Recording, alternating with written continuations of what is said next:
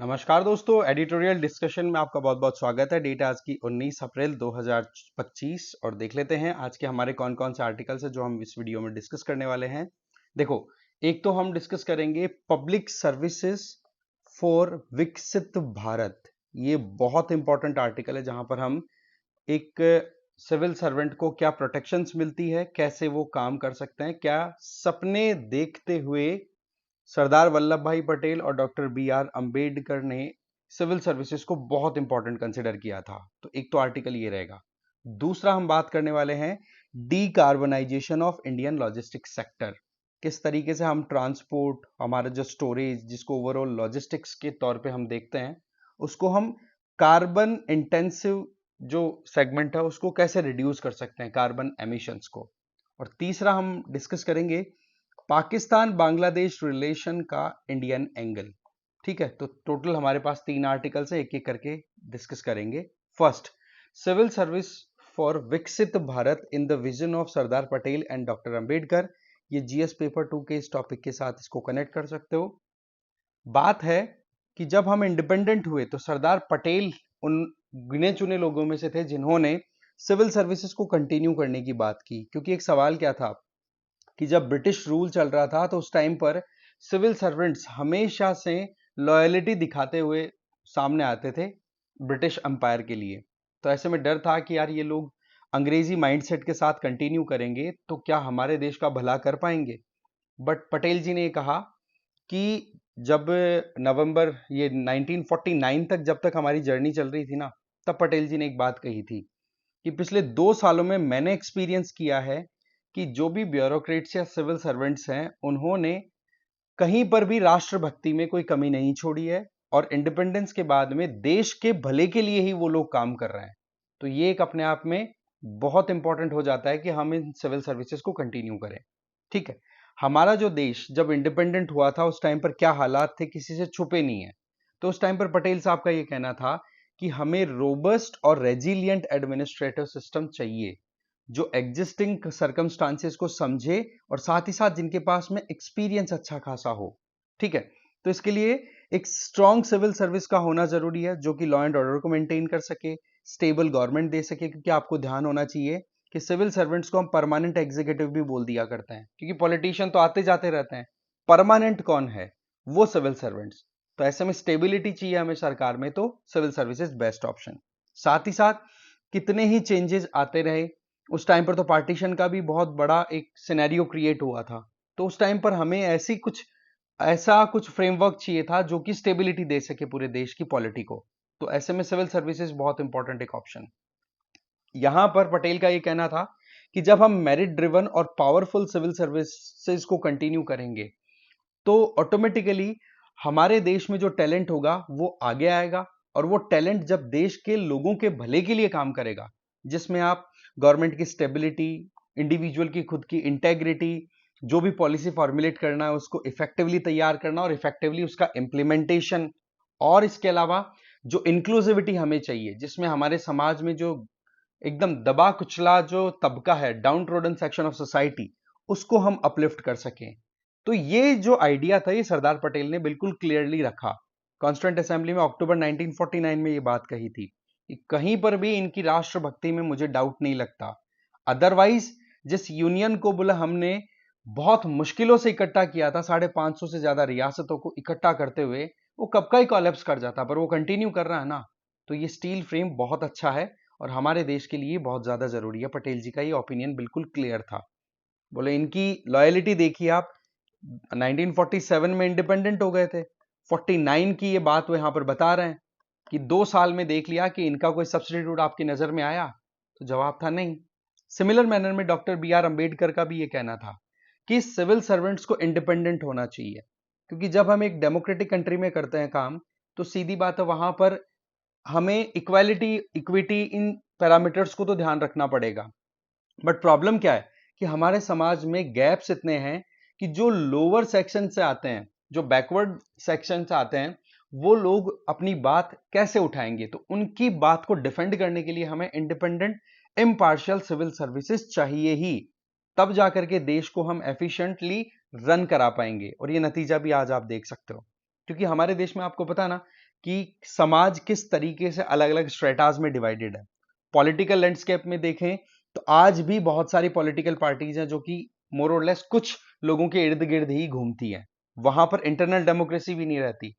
तो उस केस में हमें इंपार्शियल, अकाउंटेबल और प्रोफेशनल ब्यूरोक्रेट्स की जरूरत पड़ती है, तब जाकर के फिर वो अपने टारगेटेड मैनर में काम कर पाते हैं, पॉलिसीज बन पाती है, उनका इंप्लीमेंटेशन हो पाता है।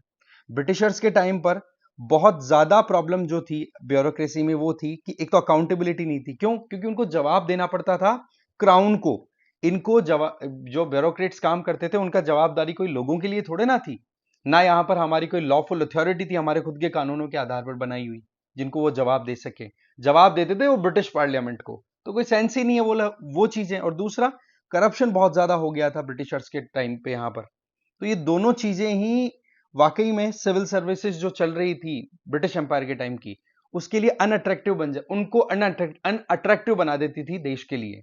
बट अगर हम इम्पार्शियल मैनर में प्रॉपर कॉम्पिटिटिव एग्जाम कंडक्ट करा करके और टैलेंट को आगे लाएंगे तो अच्छा काम होगा। आज देखो सिविल सर्विसेज में जो लोग भी रिक्रूट होकर के जाते हैं, जिसके लिए आप खुद प्रिपेयर कर रहे हो, आपको सिखाया जाता है कि भाई आप अकाउंटेबल रहेंगे, आप रिस्पॉन्सिबल रहेंगे जो भी आप एक्शन लेंगे। नो डाउट आपके एक्शंस को साथ ही साथ प्रोटेक्शन भी दी जाएगी, क्योंकि एक इंडिविजुअल इम्पार्शियल और बिना किसी प्रेशर के अगर काम करना चाहे तो उसको कहीं ना कहीं प्रोटेक्शन मिलनी जरूरी है, तब जाकर के वो फ्रीली अपने एक्शंस एग्जीक्यूट कर पाएगा। और इस बात को ध्यान रखते हुए कॉन्स्टिट्यूशन में हमारे प्रोविजन है, आर्टिकल 311 के बारे में कई बार बातचीत होती है कि भाई जिस सिविल सर्वेंट को एक प्रेसिडेंट के द्वारा अपॉइंट किया गया है तो उनसे नीचे रैंक का इंडिविजुअल उनके अगेंस्ट में कोई काम नहीं कर सकता, कार्यवाही नहीं कर सकता, फिर चाहे गवर्नर हो या कोई भी हो। एक्शन जो लिया जाएगा वो प्रेसिडेंट के थ्रू ही लिया जाएगा, चाहे हटाना है या कुछ और करना है। बट पॉइंट इज कि अगर ये प्रोटेक्शन नहीं होता मानो सिविल सर्वेंट्स के लिए, तो क्या वो फ्रीली काम कर पाते? नहीं तो फिर क्या होता कि जो पॉलिटिकल आकाज हैं, जो पॉलिटिकल लीडर्स हैं, उन्हीं के फिर इर्द गिर्द सारा मामला रहता।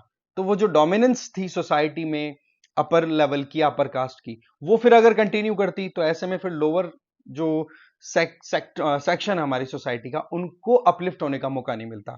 तो डेमोक्रेसी को मेंटेन करने के लिए हमें ऐसे इंस्टीट्यूशन तो चाहिए जो कि इम्पार्शियल और एक अकाउंटेबल मैनर में काम कर सके, और यही चीज यहां पर हमारी सिविल सर्विसेज करती हैं।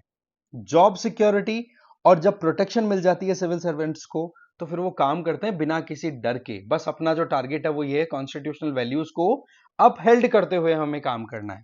ठीक है, इसके अलावा पब्लिक कॉन्फिडेंस भी तभी आता है जब आप लोगों के भले के लिए काम करते हैं। मैंने ज्ञानकोश चैनल पे कल एक वीडियो डाला था SR शंकरन जी का, ठीक है, त्रिपुरा के, या फिर कहें हम त्रिपुरा के चीफ सेक्रेटरी, उनके द्वारा जो काम किया गया था ना, एक बार उस केस स्टडी को आप खुद देखना कि वो बंदा खुद से अपनी खुद की जो उनकी रिक्वायरमेंट्स थी उनके लिए भी सरकार के पैसे पे डिपेंडेंट नहीं थे।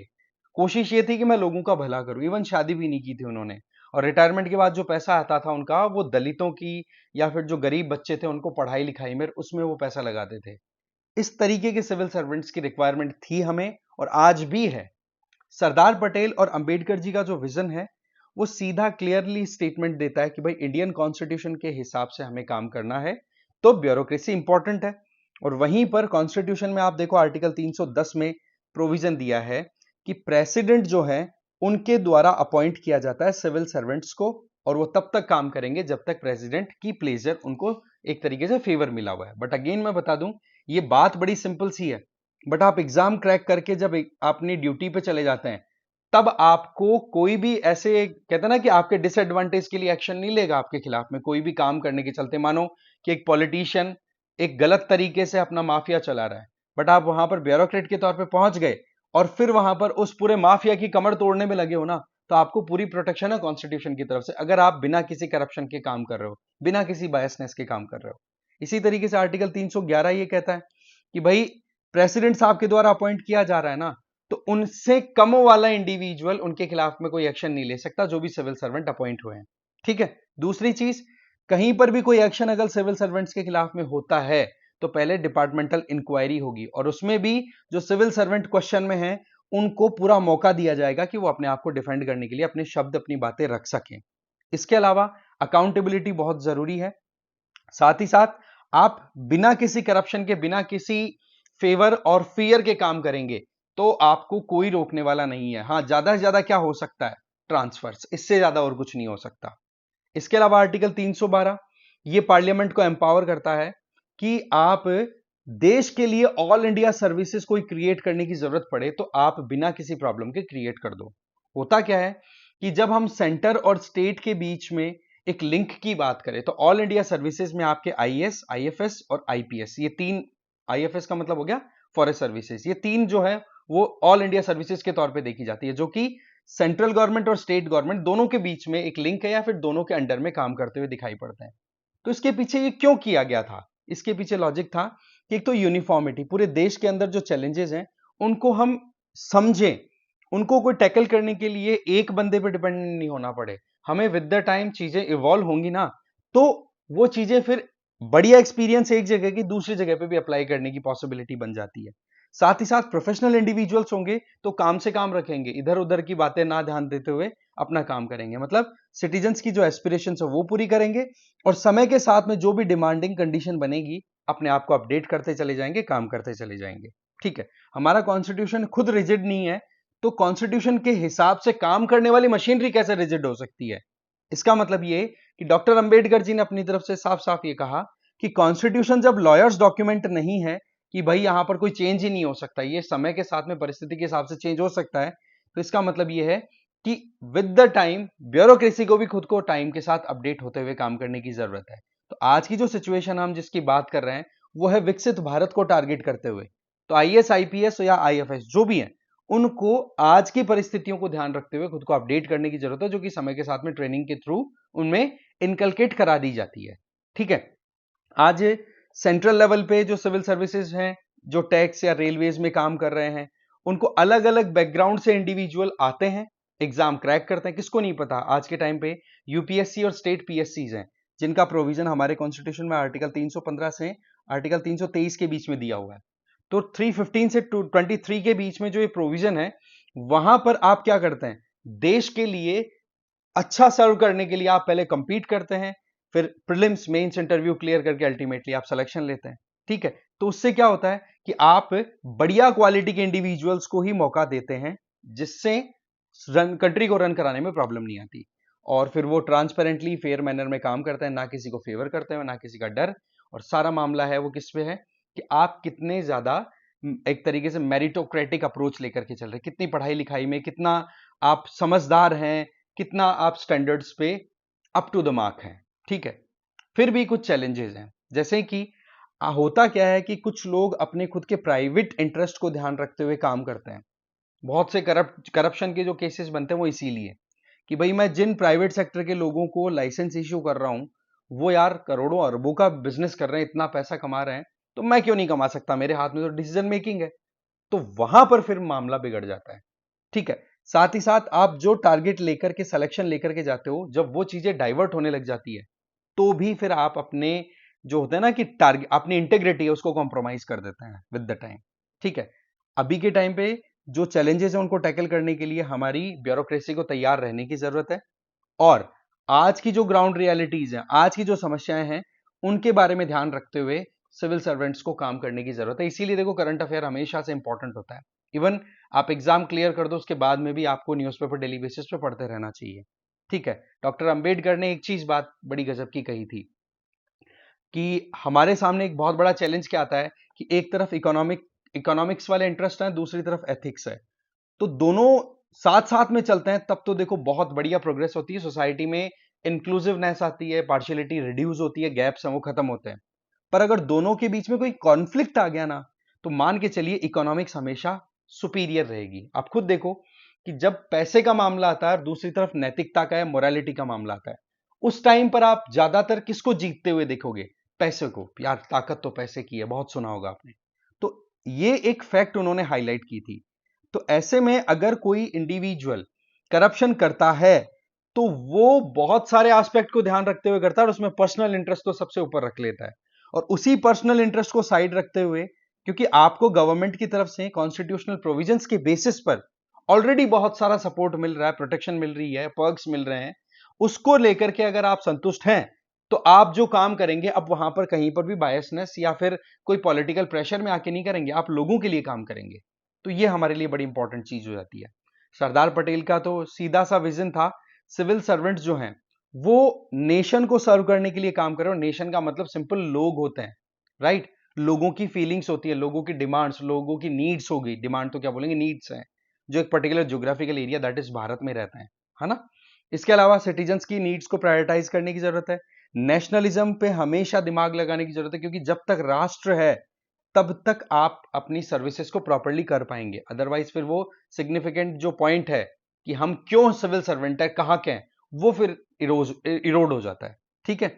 इसके अलावा कमिटमेंट का कल्चर, डेडिकेशन का कल्चर आनी जरूरी है सिविल सर्वेंट्स के अंदर, जिससे कि वो सिटीजन्स को टारगेट करते हुए फिर अपनी पॉलिसीज मेकिंग भी करें और इंप्लीमेंटेशन भी करें। सोशो इकोनॉमिक डिस्पैरिटीज को खत्म करना, जहां कहीं भी समाज में भेदभाव दिखे उसको करेक्ट करना, ये टारगेट होने जरूरी है। साथ ही साथ कुछ प्रोडक्टिव फोर्सेस हमें डेवलप करने की जरूरत है। अगेन बात कि भाई आपके अंदर वो फील होना चाहिए कि मैं जो कुछ भी करूंगा मेरे देश के लिए करूंगा। इफेक्टिव डिस्ट्रीब्यूशन होना चाहिए, कहीं पर भी कंसंट्रेशन ऑफ वेल्थ नहीं होनी चाहिए, ये तो आपको डीपीएसपी ऑलरेडी सिखाते हैं ही। इसके अलावा आपके बीच में एक सिम्बायोटिक रिलेशनशिप होनी चाहिए, एक तरफ इंडस्ट्री है दूसरी तरफ एग्रीकल्चर है, दोनों के बीच में आपको प्रॉपर मैनेज करने की जरूरत है। कैसे? क्योंकि अगर आप ब्यूरोक्रेट हैं तो आप गांव में जाकर के ज्यादा अपनी डोमिनेंस ना दिखाए, वहां पर जो इलेक्टेड पंचायत के लोग हैं उनके आइडियाज को आप कंसिडर करो, फिर वहां पर इंप्लीमेंटेशन करो। दैट मींस पावर डिसेंट्रलाइजेशन का जो कॉन्सेप्ट है उस पर भी सिविल सर्वेंट्स को काम करना बहुत जरूरी हो जाता है। सोशल जस्टिस इंश्योर करना, भाई कहीं पर भी देखिए समाज में गैप बहुत ज्यादा है, जाति के नाम पे, धर्म के नाम पे, कुछ भी, तो उनमें भी एक बैलेंस बनाना जरूरी है। और इंक्लूसिवनेस तो मेन टारगेट होना चाहिए समाज, क्योंकि हमारा बहुत ज्यादा लेयर्स में डिवाइडेड है। तो ये चैलेंजेस भी हैं, बट अगेन जब यहाँ पर परफॉर्मेंस आती है तो आउटकम भी अच्छे मिलने स्टार्ट हो जाते हैं। इसके अलावा जो सिविल सर्वेंट्स है उनके लिए necessary skills time to time upgrade करने की जरूरत होती है, राइट। इसके अलावा एनर्जी और पैशन तो हमेशा मेंटेन रखना जरूरी है, तब जाकर के जिस सपने के साथ आप तैयारी करते हैं तो वो सपना कंटिन्यू रह पाएगा सिलेक्शन के बाद भी। विकसित भारत अगर हम 2047 तक चाहते हैं तो ब्यूरोक्रेट्स या फिर सिविल सर्विसेज का तो बहुत इंपॉर्टेंट रोल है। और डॉक्टर अंबेडकर और पटेल जी का जो विजन है वो हमेशा से एक दिशा निर्देशक का काम करता रहेगा, ये एक इंपॉर्टेंट बात हो जाती है। तो ये एक इंपॉर्टेंट क्रक्स था कि भाई सिविल सर्विसेज क्या सोच करके तैयार की गई थी, क्या विजन था हमारे दो इंपॉर्टेंट लीडर्स का, और अभी हम कहां स्टैंड करते हैं, तो उनके बीच में एक प्रॉपर बैलेंस बनाने की जरूरत है। चलते हैं नेक्स्ट आर्टिकल पे। नेक्स्ट है steering the decarbonisation of India's logistic sector. Logistic sector का मतलब जो माल ढुलाई से रिलेटेड होता है, जिसमें स्टोरेज भी आ गया, मोबिलिटी भी आ गई, ये सारी चीजों को इंक्लूड हम कर रहे हैं। तो उसमें हम जो एनर्जी है उसको हम कार्बन न्यूट्रल बनाने की कोशिश कर रहे हैं। तो उसको लेकर के ये आर्टिकल है, शिवानी मंडल और संजीव पोहित जी के द्वारा लिखा आर्टिकल है ये। देखो विकसित भारत, अगेन वही टारगेट हमें इंश्योर करना होगा, जब तक हमारे एक एक सिटीजन एम्पावर्ड नहीं होंगे, हर एक बिजनेस और हर एक क्षेत्र एम्पावर्ड नहीं होगा, तब तक हम विकसित भारत नहीं बन पाएंगे। तो पहली चीज तो क्या हो गई कि प्रॉपर डिस्ट्रीब्यूशन होना चाहिए वेल्थ का, और उस वेल्थ के डिस्ट्रीब्यूशन में हमें एनवायरमेंट पर ध्यान देना जरूरी है। क्योंकि आज अगर हम इकोनॉमिकली ग्रोथ करते हैं तो वो सस्टेन तभी करेगी जब एनवायरमेंट सही से मेंटेन रहेगा। तो वही चीज यहां पर मेन फोकस में ली गई है। आज अगर देखें तो लास्ट माइल कनेक्टिविटी, बिल्कुल आपके डोर स्टेप के ऊपर कोई अगर सामान डिलीवर हो रहा है या आप कहीं से भी कहीं जा सकते हैं, तो वो चीज आपकी लॉजिस्टिक्स के अंडर आएगी। वो एफिशिएंटली ऑपरेट होना चाहिए, मिनिमम लॉसेस के ऊपर ऑपरेट होना चाहिए। आपका जो इनपुट है दैट इज फ्यूल, वो भी आपका एफिशिएंटली यूज हो तो कितना बेनिफिट होगा।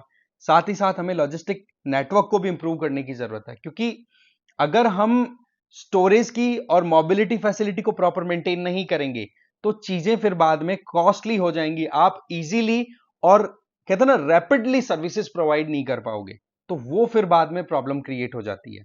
तो ऐसे में हमें इंफ्रास्ट्रक्चर तो चाहिए है ही, एफिशिएंट और एक्सेसिबल दोनों मैनर में, प्लस उस इंफ्रास्ट्रक्चर को हमें डेवलप करना होगा एनवायरमेंट को ध्यान रखते हुए। क्योंकि मैंने बताया सस्टेनेबिलिटी तभी आएगी जब एनवायरमेंट के साथ में इकोनॉमी को आप बैलेंस करके चलोगे, अदरवाइज ये फिर प्रॉब्लम करेगा, एनवायरमेंट ही फिर बाउंस बैक करेगा, या फिर कहें कि हमें कहीं ना कहीं बैकलैश मारेगा, तो फिर वो चीजें टैकल नहीं होंगी। फॉर एग्जाम्पल आपने रोड बनाया बड़ी मेहनत करके, पर एकदम से वहीं पे फ्लड आ गया, रोड टूट गया, तो वो फिर चीजें आपकी जीडीपी पर सीधा नेगेटिव इंपैक्ट डालेगी। और दूसरा सबसे बड़ा टारगेट हम लेकर के चल रहे हैं कि हम जीरो कार्बन एमिशन बनाना चाह रहे हैं। हमारे देश के अंदर जितना कार्बन एमिट होता है उसको हम न्यूट्रलाइज करना चाह रहे हैं, एमिट हो रहा है उसको या तो हम खत्म कर दें या एमिट हो रहा है उसको हम कैप्चर करने की क्षमता डेवलप कर लें, जो भी कार्बन सीक्वेस्ट्रेशन के हमारे मेथड्स होते हैं उनके थ्रू, राइट। तो हम नेट जीरो का टारगेट लेके चल रहे हैं 2070 तक। तो उसमें लॉजिस्टिक वाला सेगमेंट बहुत इंपॉर्टेंट हो जाता है। देखो कार्बन इंटेंस हमारी इकोनॉमी है, हम बहुत सारा एमिशन करते हैं, इसमें कोई डाउट नहीं है। पर कैपिटा ऑलरेडी कम है, अगर हम वर्ल्ड एवरेज के हिसाब से देखें तो पर कैपिटा हम बहुत कम एमिट करते हैं ग्रीन हाउस गैसेस का।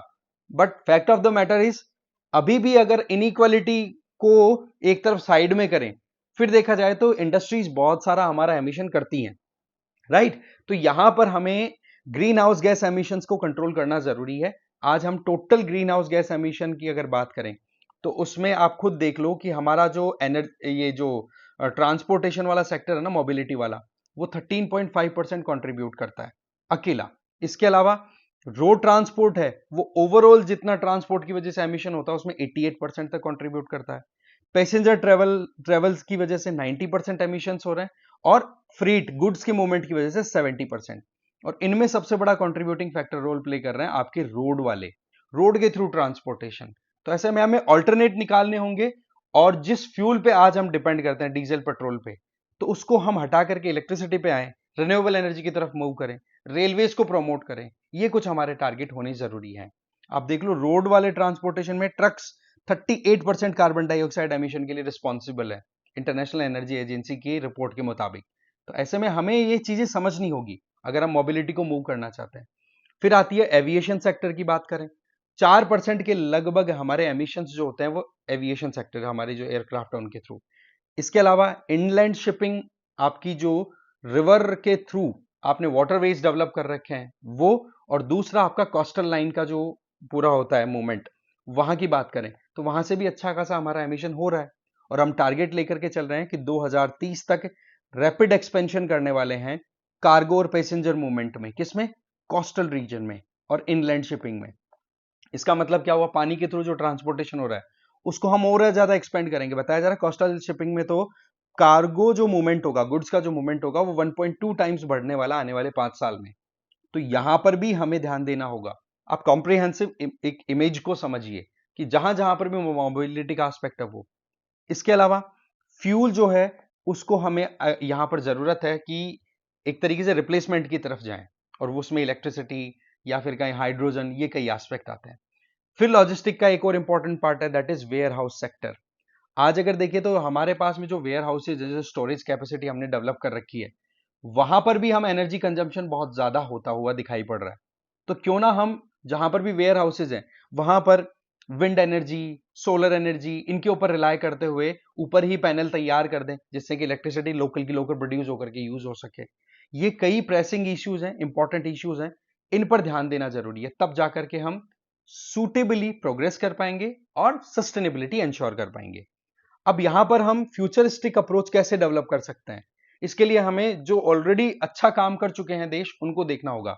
चाइना और यूनाइटेड स्टेट्स दोनों ने रेलवे का इतना अच्छा डेवलप कर दिया है कि रोड पर ट्रांसपोर्टेशन बहुत हद तक रिड्यूस हो गया है। अगर हम गुड्स की बात करें, चाइना ने पिछले कुछ सालों के अंदर इतना रेलवे एक्सपेंड कर दिया कि आज जितना भी गुड्स का ट्रांसपोर्टेशन होता है उसका 50% केवल रेलवे के थ्रू हो जाता है। यूएसए की हम बात करें तो यूएसए ने भी इसी तरीके से अपनी इकोनॉमी को ट्रांसफॉर्म किया। इंडिया को भी रेलवे के पर रिलाय करने की जरूरत है। हमारे यहाँ पर अभी आपको पता है डेडिकेटेड फ्रीट कॉरिडोर्स हम डेवलप कर रहे हैं, बट अगेन उनकी जो एग्जीक्यूशन है वो थोड़ा सा स्लो है, उसको स्पीड अप करने की जरूरत है। साथ ही साथ जो रीजन्स बच रहे हैं उनको हम कनेक्टिविटी देना चाहते हैं, उन पर ध्यान देना जरूरी है। ठीक है, इसके साथ में हमें इलेक्ट्रिफिकेशन पर ध्यान देना है। अब आपको पता है कि रेलवे को जितना आसानी से इलेक्ट्रीफाई करना होता है उतना आसानी से क्या रोड को होता है, नहीं ना। अभी ट्रायल प्रोजेक्ट के बेसिस पर, वैसे तो ये आप देखोगे ना जयपुर और दिल्ली के बीच का जो रोड है वहां पर ओवरहेड पावर लाइंस डाल दी गई है, जिससे कि ट्रक्स को इलेक्ट्रिसिटी के बेसिस पर रन कराया जाए। तो वो जो एमिशंस है कार्बन के वो कहीं ना कहीं रिड्यूस होना पॉसिबल हो पाएंगे। तो उसको एक ट्रायल मेथड पे ला दिया गया है। अब वो एग्जीक्यूशन एकदम प्रॉपर होता है तो फिर आउटकम हमें पॉजिटिव मिल जाएगा। ये स्टेप लिया गया था union minister for road transport and highway के द्वारा। तो हमें इंफ्रास्ट्रक्चर को फ्यूचरिस्टिक अप्रोच के बेसिस पे डेवलप करने की जरूरत है। हो गया आपका रोड और रेलवे का। अब आ जाओ कोस्टल शिपिंग की बात कर लेते हैं, इनलैंड वाटर वेज की बात करते हैं। अगर हम इंटरनेशनल मैरीटाइम ऑर्गेनाइजेशन आईएमओ के हिसाब से देखें तो ग्लोबल शिपिंग जो है ग्लोबल शिपिंग की वजह से जो एमिशंस होते हैं वो 2008 में जितने होते थे उसके कंपैरिजन में 2050 तक 50% तक रिड्यूस करने का टारगेट लेकर के चल रहे हैं। इसके लिए क्या ऑल्टरनेट निकल सकते हैं, कौन सा फ्यूल यूज हो सकता है जहां पर हम एमिशंस को रिड्यूस कर सके? उसमें ammonia, hydrogen, LNG, biofuel, methanol, electricity. तो क्यों ना हम इन्हीं चीजों को हमारे यहां पर भी अप्लाई करें, फिर चाहे बड़े शिप्स हो या छोटी बोट्स हो। एमिशन कटिंग जो है ये बहुत इंपॉर्टेंट है सस्टेनेबिलिटी के लिए, जैसा कि मैं ऑलरेडी बता चुका हूं।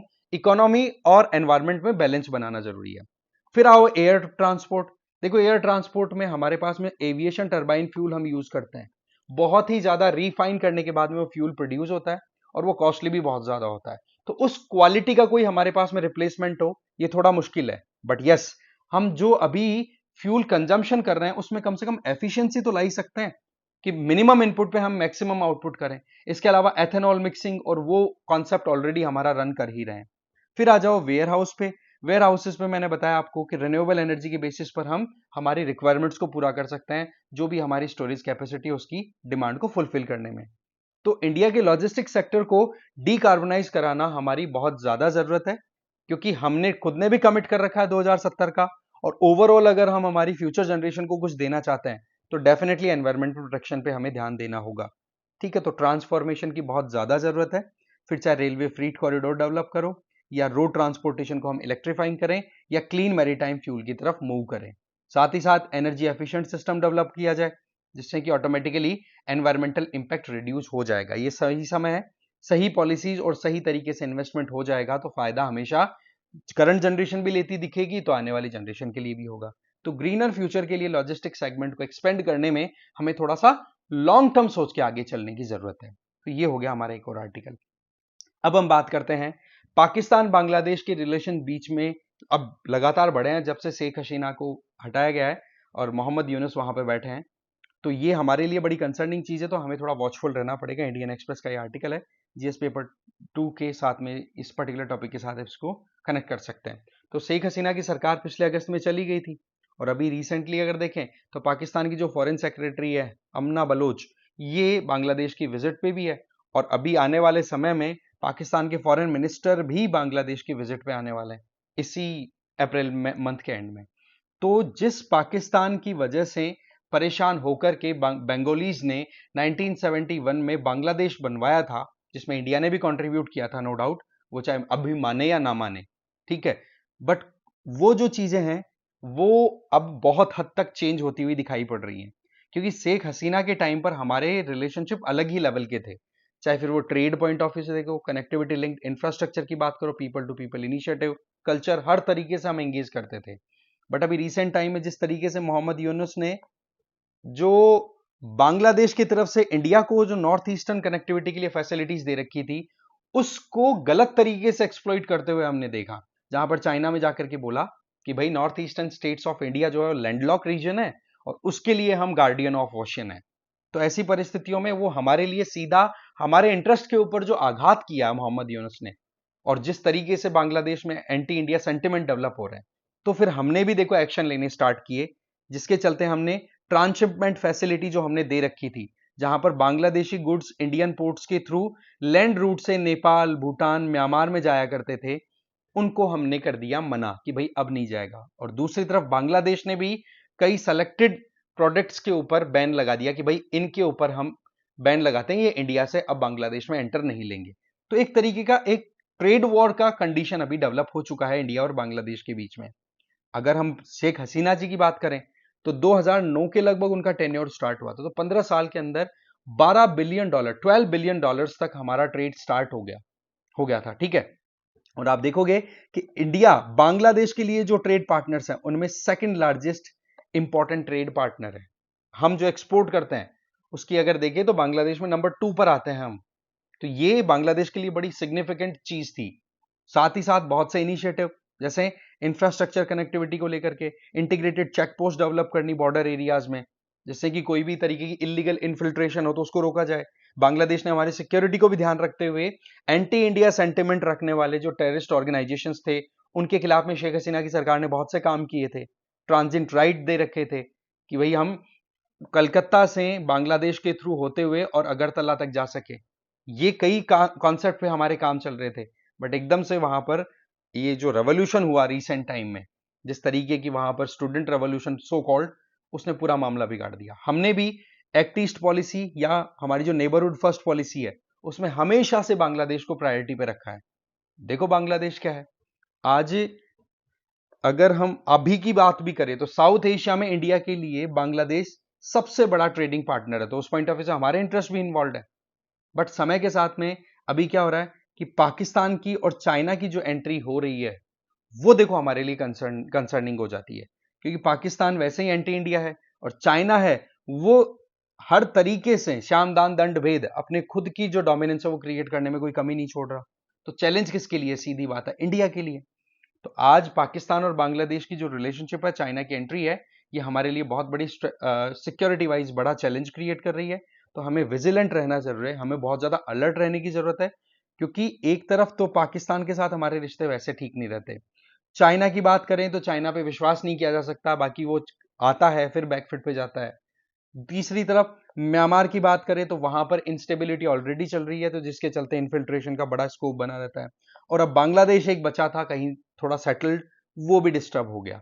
तो कुल मिलाकर के जब पड़ोसी ही हमारे कलेशी हैं, तो हम कैसे प्रोग्रेस कर सकते हैं, ये बड़ी चैलेंजिंग बात हो जाती है। But yes, this is the fact, हमें ये बात माननी पड़ेगी। तो हमें देखो बांग्लादेश के साथ में भी एक अलग ही अपनी खुद की कॉम्पिटेंस है वो तैयार करने की जरूरत है।